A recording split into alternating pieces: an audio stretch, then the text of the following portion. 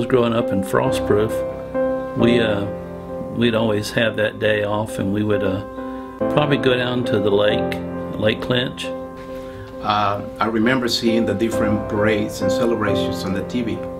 We were never without celebrating the 4th of July. We'd go swimming, and then we'd have fireworks. Sometimes we'd set off fireworks ourselves. We always barbecued all night, pig, whatever it was, and then of course the kids always had firecrackers and all the things of that nature.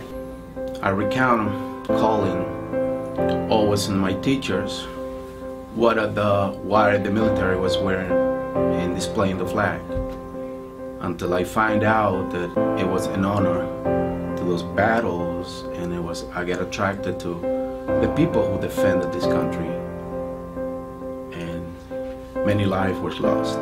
The attitude when I was growing up was always that it was a good thing, because of the veterans were probably people like my dad, who were World War II veterans, and we had quite a few in our hometown.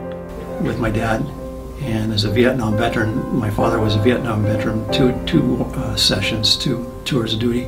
We had gone to World War II, and some of the people, I knew their parents, and knew some of that about them, and I've always been very patriotic about my people and about people in my country.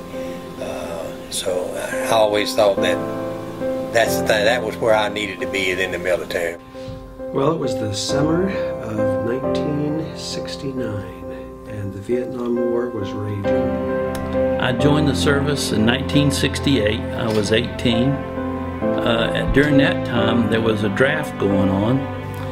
They needed soldiers, but they couldn't take everybody because there would be too many, so they had a draft.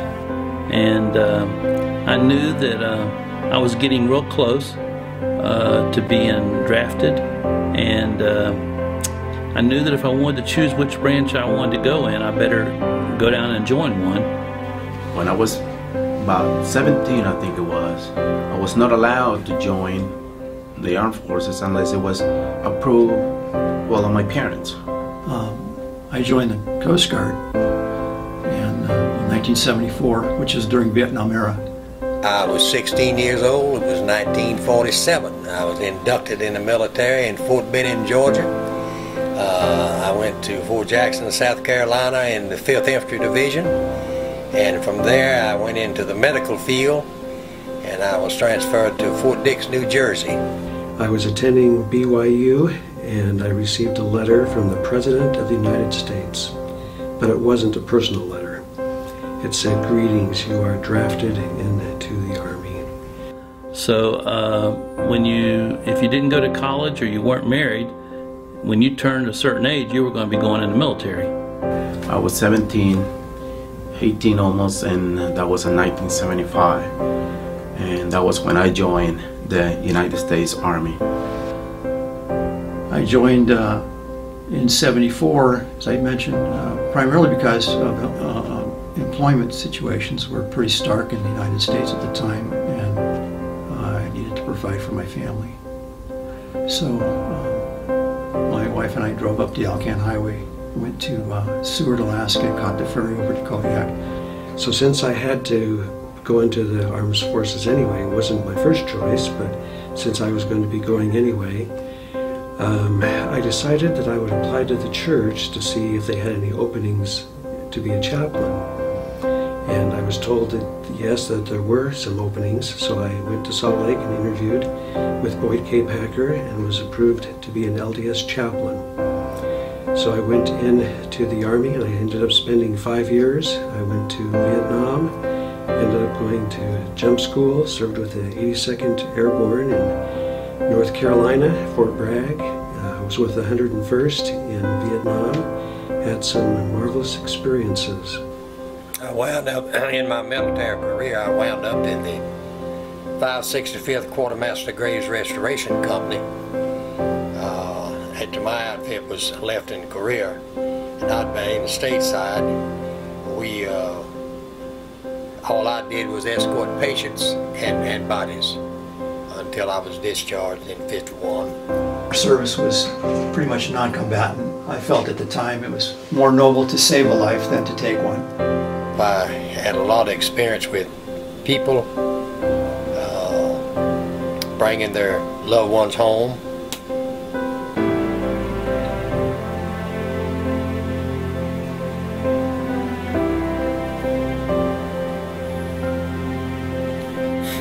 It made you understand why this country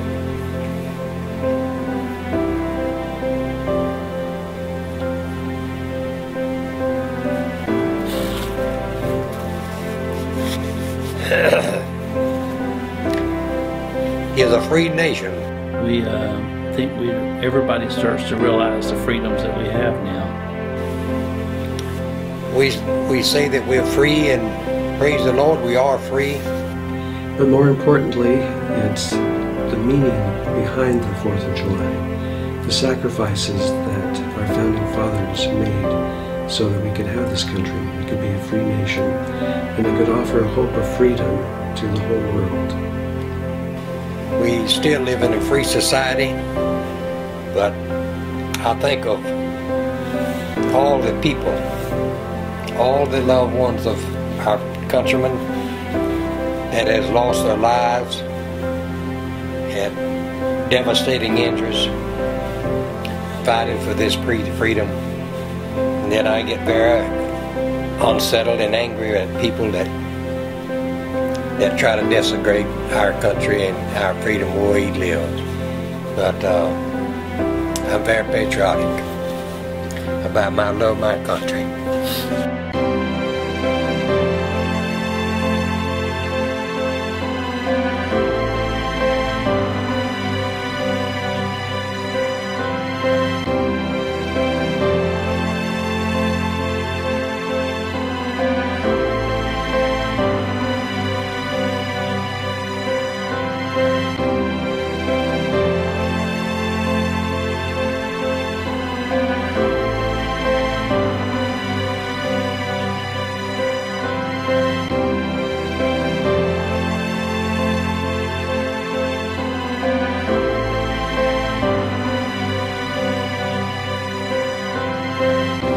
Here's B. Barlow reporting for duty, sir.